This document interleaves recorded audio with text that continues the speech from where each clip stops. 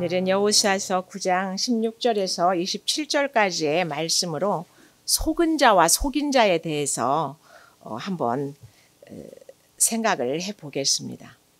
전빈정인데요. 예전에 통화한 잘 모르시겠어요? 그럼 사진 한 장 보내드릴까요? 2006년에서 2007년 사이에 역사상 단시간 내에 가장 많은 사람을 한꺼번에 속인 문자 내용입니다. 무차별로 이렇게 뿌려진 문자 메시지 한 통에 무려 40만 명이 확인 버튼을 눌렀다는 거죠. 그래서 이 메시지 하나로 그 자리에서 10억을 벌어갔다는 거예요. 3,000원 미만은 인증번호가 필요 없다는 법의 허점을 이용한 아주 치밀한 범죄였습니다. 펜실베니아 대학교 에이들라인 레인 교수 연구진은 횡령 등 경제 관련 범죄를 저지르는 사람은 일반 사람에 비해서 그 사람을 이제 감쪽같이 숨기고 변명하는 그 능력과 상황에 따른 이 대응력이 아주 뛰어나다고 합니다. 뇌의 구조가 이제 다르답니다.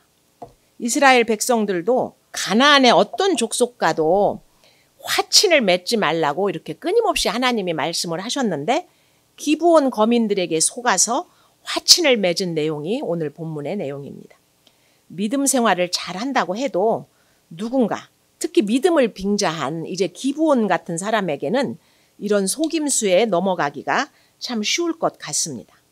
속은 자, 속인 자가 다 똑같이 죄인이라는 생각을 해보신 적이 있으십니까? 누가 피해자고 누가 가해자입니까? 내가 속았는데 나를 속인 자들을 어떻게 해야 할까요? 그래서 오늘은 이 속임수에 대해서 좀 생각해 보겠습니다. 첫째로 이 속임수를 사흘이 지나서야 알게 되었다고 말합니다.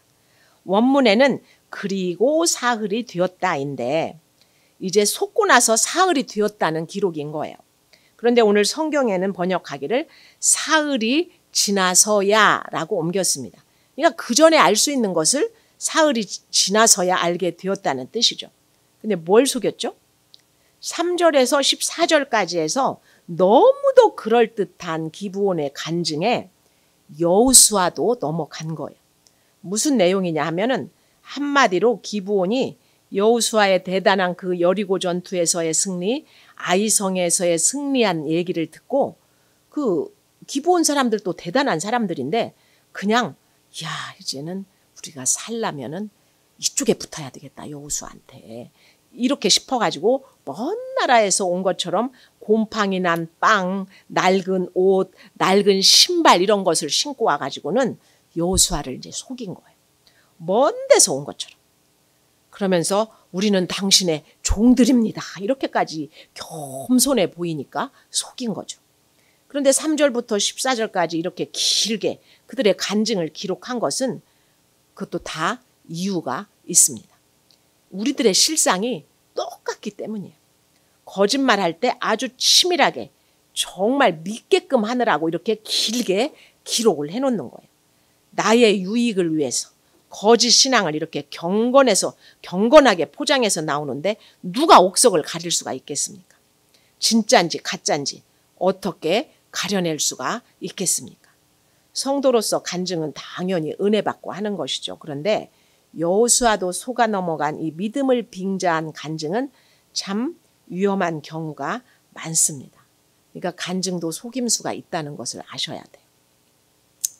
기브온은 자기 민족의 유익을 위한다는 명분으로 그래서 또 명분도 좋잖아요.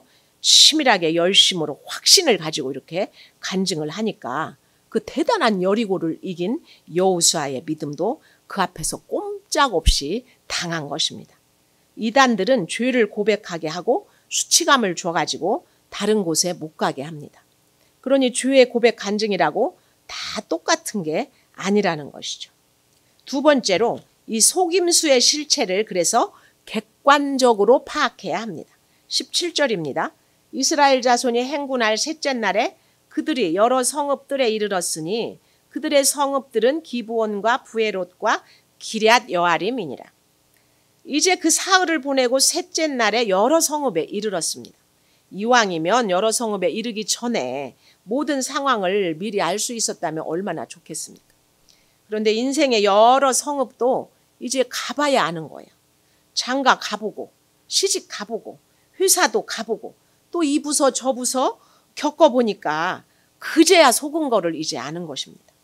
하나님께 드린 고백이 확실하지 않은 사람은 이제 돈도 속이고 학력도 속이고 재산도 속이고 성품도 속이고 다 속일 수밖에 없어요. 또 반면에 굳은 일, 슬픈 일을 겪으면서도 여전히 내 죄는 보지 못하고 돌이킴이 없으면 또 여전히 돈에 속고 사람에게 속고 속을 수밖에 없는 것이 인생입니다.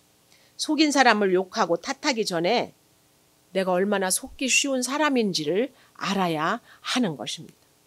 속임수의 정체를 객관적으로 알아야 합니다.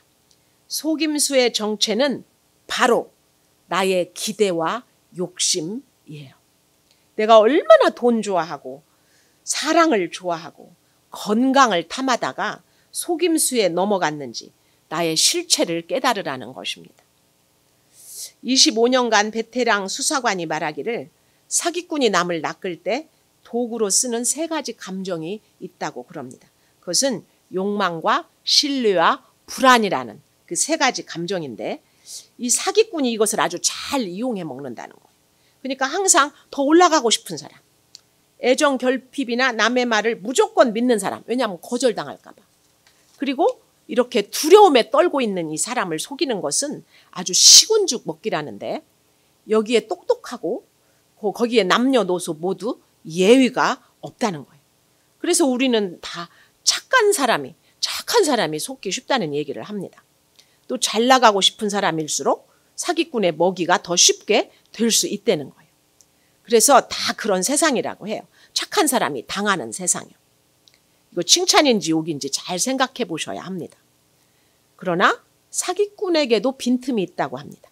그래서 유심히 관찰하고 의문이 조금이라도 있으면 끊임없이 질문하고 그리고 과감하게 넘겨 짚어보면 그 정체를 스스로 실토한다고 합니다. 그렇게 사기꾼을 잡을 수가 있답니다. 그러니까 시간이 걸리고 거절을 하면 실체가 드러나는데 우리는 그 거절을 못한다는 것이죠. 왜? 왕따 당할까 봐. 거절 한번 해보면 그 실체가 드러나는데 이 속고 싶은 마음이 우리 안에 있기 때문에 거절을 안 한다는 거예요. 이렇게 냉철하게 대응을 해야 나도 속고 너도 속고 하지 않는다고 합니다. 그러나 이것은 어디까지나 사기꾼을 넘어선 수사관의 말이에요. 그러니까 뱀처럼 영물이 아니고서는 안 당할 사람이 누가 있겠습니까? 창세기 3장에서 사단은 선악을 알게 하는 나무 실과를 먹으면 하나님같이 되리라 이렇게 거짓말을 했어요. 그래서 스스로 돈을 벌 수 있고 사랑도 만들 수 있고 건강을 만들 수 있다고 네가 하나님 될 수 있다고 이렇게 다 꼬이는 거예요. 하와도 처음에는 거짓말인 줄을 몰랐어요. 그야말로 원주의 모든 것을 이제 그 안에 들어가 있는 거예요. 그렇다고 뱀이 승리했습니까? 뱀이 처음에는 이기지만 결국은 완전히 망했잖아요. 20억 헌금하면 암이 낫는다. 1억 5천만 원만 헌금하면 남편이 승진할 것이다. 요따위 유혹하는 이단 사설에 놀아나서 속습니다. 헌금한 것이 나쁘다는 게 아니에요. 왜 속냐면 결국 있잖아요. 그 속인 사람 나쁘다고 할 게 아니라 내 욕심과 이 불안 때문에 사단의 아주 치밀하고 집요한 속임에 넘어가는 것이 문제라는 거예요. 결국 다 나의 그런 연약함 그리고 이 죄 때문에 넘어가는 거죠.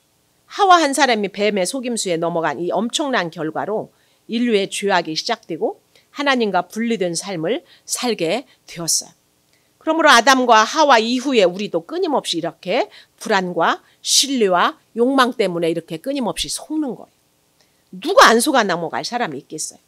그 소리는요, 우리가 다 돈에 속아요. 건강에 속아요. 사랑에 속아요. 헌신에 속아요. 두려움에 속아요. 적용해 보십시오. 여러분이 속은 돈과 건강과 사랑과 내 헌신, 내 봉사, 내 자식 사랑은 무엇입니까? 그 실체가 내 속의 욕망과 신뢰와 불안이라는 것을 직면하십니까? 다 내 속의 욕심 때문에 속임 당하는 거예요. 그래서 알았으면 3번째는 속은 자가 죄를 봐야 돼요. 자기 죄를 봐야 돼요. 자, 누가 강자입니까? 항상 믿음 있는 자가 강자예요. 내 죄를 보는 자가 강자입니다. 공개적인 적, 즉 대제사장 가야바 같은 사람은 아주 분별해내기가 쉽습니다. 그런데 예수님의 12제자 중에서도 가룟 유다를 가려내는 것은 정말 어려웠어요. 제자들 중에서 마지막까지 가룟 유다를 분별한 사람은 아무도 없었어요. 그러니까 내가 속아도 죄는 믿는 나에게 있는 거예요. 그런데 베드로는 자기 죄를 보니까 통곡했잖아요. 가룟 유다는 자기 죄를 못 보니까 자살했어요. 속아도 이 죄를 보는 것이 바로 이 말씀 묵상의 힘이에요. 생각을 잘하면 문제점이 보이는 거예요. 14절에서 15절입니다. 무리가 그들의 양식을 취하고는 어떻게 할지를 다 같이 여호와께 묻지 아니하고 여호수아가 곧 그들과 화친하여 곧 그들을 그대로 살리라는 조약을 맺고 회중 족장들이 그들에게 다 같이 맹세하였더라. 그러니까 3절부터 13절 같이 그 현란한 기브온의 간족을 듣고는 14절은 무리와 여호수아가 다 여호와께 묻지 않고 다 이행했다고 하는 거예요. 이게 죄예요. 그리고 맹세까지 한 거예요. 남자 여자 와서 다 속일 때 그냥 묻지 않는 건 거기에 속아 넘어가고 싶은 자기의 욕심이 있는 거예요. 내가 결혼하겠다. 잘 해주겠다. 저거 안 해겠다. 막 이렇게 맹세를 하니까 이게 끊어야 될 관계를 질질 끌면서 계속 적과의 회담을 자처하며 가는 거예요. 지금 여호수아도 그러고 있는 거예요. 왜 그랬을까요? 여호수아에게는 이때 동정을 빙자해서 내가 괜찮은 사람인 것을 보이고 싶은 교만이 있었던 거죠. 이것은요, 아간의 탐심하고는 굉장히 종류가 다른 그러한 교만인 거죠. 무리가 하나님께 묻지 아니하였다는 이 죄를 여호수아가 이 여호수아를 쓰는 저자가 여호수아인데 자기 죄를 지금 고백해 놓은 것이 여호수아서예요. 여호수아가 스스로 지금 내가 그런 죄인이었다 이렇게 밝혀 놓았기 때문에 우리가 은혜 받고 있는 거예요.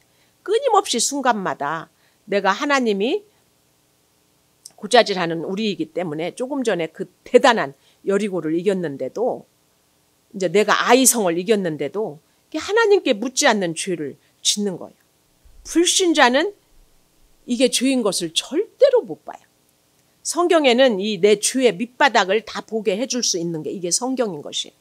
근데 불신자는 속고 나서 해석이 안 되니까 죽자 살자 하는 거예요. 너 죽고 나 살자고 하는 거예요. 동정과 사랑을 구별하지 못하는 것은 이제 내가 그냥 배부르고 등 따시니까 영적 분별력이 무뎌졌다 그 소린 거예요. 여호수아에게 무의식적인 교만이 들어왔어요. 아, 내가 잘났지. 그러니까 이 기브온도 큰 나라잖아요. 큰 나라에서 왔잖아요. 착함을 빙자해서 착한 일은 내가 다 한다고 이렇게 의시되고 싶은 마음이 다 있는 거예요. 기브온도 내가 살렸다. 이 큰 나라가 나한테 와서 꿇어서 복종했다. 응? 좀 이렇게 생각하면서 누가 나한테 큰 사람이 와서 이렇게 막 복종을 하면서 막 응? 꿇어 엎드리면 그걸 분별해낼 사람이 도대체 몇이나 되겠습니까? 내가 얼마나 피해의식에 젖어 사는데 이런 것을 분별해낼 수가 있겠어요. 여러분은 지금까지 속은 사건에서 하나님께 묻지 않은 죄를 볼 수가 있습니까? 그래서 회개했습니까? 아니면 나는 죄가 없다고만 부르짖습니까? 그것이 속였지 나는 죄가 없다 이러고 있습니까? 하나님께 묻지 않았다는 이 어마어마한 죄를 생각해 보셔야 됩니다. 그래서 네 번째는 속아서 죄를 지었으면 그래도 맹세를 지켜야 하는 거예요. 속았더라도 이게 가장 중요해요. 이게 바로 적용이에요. 18절입니다.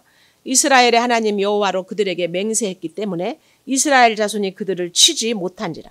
그러므로 회중이 다 족장들을 원망하니 모든 족장이 온 회중에게 이르되 우리가 이스라엘의 하나님 여호와로 그들에게 맹세하였은즉 이제 그들을 건드리지 못하리라.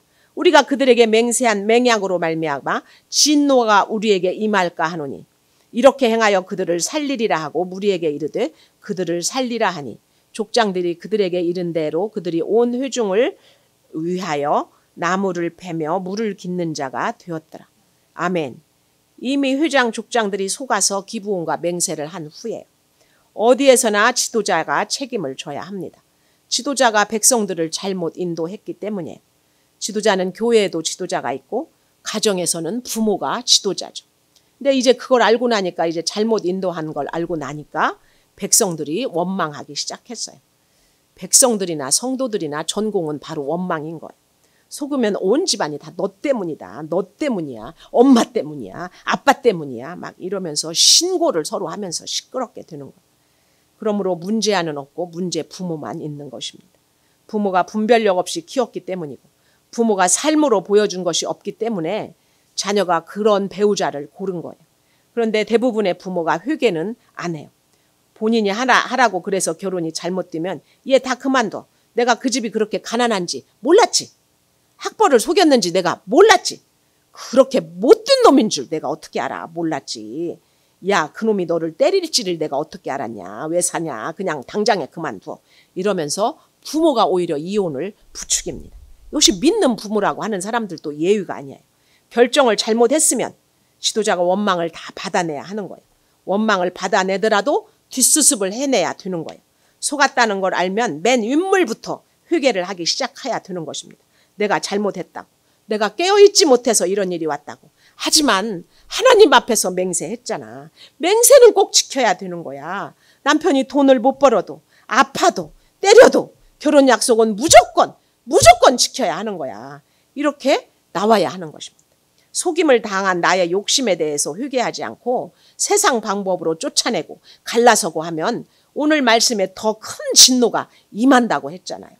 그들을 살려내야 나도 살고 우리도 살고 그들도 사는 것입니다. 일단 결혼했으면 이제 버릴 수 있는 사람은 이제 아무도 없는 거예요. 남편도 아내도 자식도 아무도 못 버리는 거예요. 아무리 무시가 되고 싫어도 하나님의 이름으로 한 약속이기 때문에 다른 선택은 있을 수가 없는 거예요. 선택이 없다는 것을 인정하는 것이 가장 잘 사는 것입니다. 아무리 죽을 것 같이 힘든 상황이라도 이제부터라도 하나님이 책임져 주시리라고 믿고 하나님만 의지하고 나가면 되는 거예요. 속은 것이 분하고 힘들어도 그들을 쫓아내지 않고 그들을 살리라는 의지의 결정을 해야 되는 것입니다. 적용을 해보세요. 바람 피운 남편, 돈을 속인 남편과 아내를 지금 버리려고 하세요? 아프다고, 건강을 속였다고 버리시려고 해요? 날마다 속이는 자녀를 어떻게 하시려고 합니까?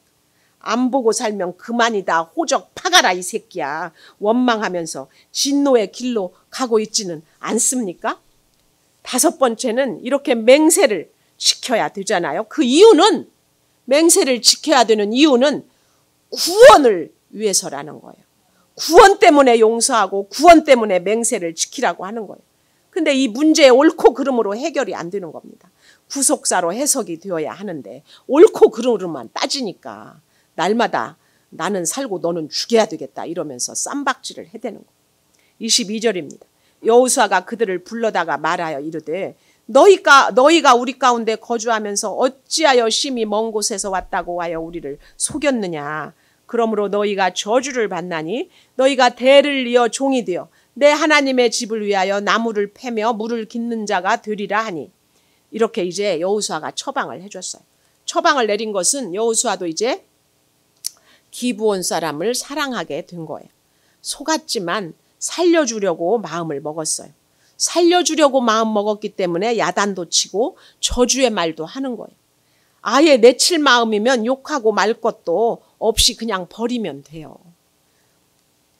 너는 하나님의 집을 위해서 영원히 나무 패고 물 깃고 그래야 돼. 부도났으면 집부터 줄여. 빚지지 마. 있으면 먹고 없으면 금식하고 죽으면 천국 가. 갚을 돈 없으면 감옥에 가라고. 이렇게 처방을 해주는 것이 그게 올바른 사랑인 거예요. 그런데 자기 잘 되라고 하는 얘기인데 그따위 말을 해? 부모가 돼서 감히 내 돈을 안 갚아줘? 평생 안 볼 거야. 이렇게 저주를 하면서 떠나는 것은 그건 사랑이 아닌 거예요. 속은 자로서 속인 자에게 보일 수 있는 가장 큰 사랑은 회개입니다. 속인 사람이 회개하면 정말 좋겠지만 회개도 사람의 힘으로 되는 게 아니고 상대방이 회개하지 않는다면 내가 가서 회개하는 태도를 보여야 되는 거예요. 남편이 바람을 피웠어도 그 남편이 회개를 안 하면 내가 할 일은 남편 대신에 회개하는 것밖에 없어요. 속으로 혼자 하는 게 아니고 바람 피우는 남편 앞에 가서 나 때문에 우리 가정에 문제가 왔어요. 나를 용서하세요. 성령님이 주시는 마음으로 진심으로 그렇게 말을 하셔야지 핸드폰 조사하고 흥신소에 부탁하고 당신이 어떻게 그럴 수가 있느냐. 네가 인간이냐 이렇게 따지면 그래 나 인간 아니다. 어쩔래. 나 나간다. 상황은 이렇게밖에 안 되는 거예요. 가정이 깨지는 것밖에 안 되는 거예요. 지혜가 없는 거예요. 리스바의 회개가 사울 집안을 구한 것처럼 나의 회개로 이 가족이 구원되고 인류가 구원된다는 것입니다. 이것이 속인 자의 마음을 울리고 진실한 사람이 되어가게 하는 기브온을 향한 방법이었어요. 여호수아의 처방에 기브온이 이렇게 고백합니다. 24절부터입니다. 그들이 여호수아에게 대답하여 이럴 때 당신의 하나님 여호와께서 그의 종 모세에게 명령하사 이 땅을 다 당신들에게 주고 이 땅의 모든 주민을 당신들 앞에서 멸하라 하신 것이 당신의 종들에게 분명히 들리므로 당신들로 말미암아 우리의 목숨을 잃을까 심히 두려워하여 이같이 하였나이다. 보소서 이제 우리가 당신의 손에 있으니 당신의 의향에 좋고 옳은 대로 우리에게 행하소서 한지라. 여호수아가 곧 그대로 그들에게 행하여 그들을 이스라엘 자손의 손에서 건져서 죽이지 못하게 하니라. 그날에 여호수아가 그들을 여호와께서 택하신 곳에서 회중을 위하며 여호와의 제단을 위하여 나무를 패며 물을 깃는 자들로 삼았더니 오늘까지 이르니라. 아멘. 적용해 보십시오. 나는 속인 자입니까? 속은 자입니까?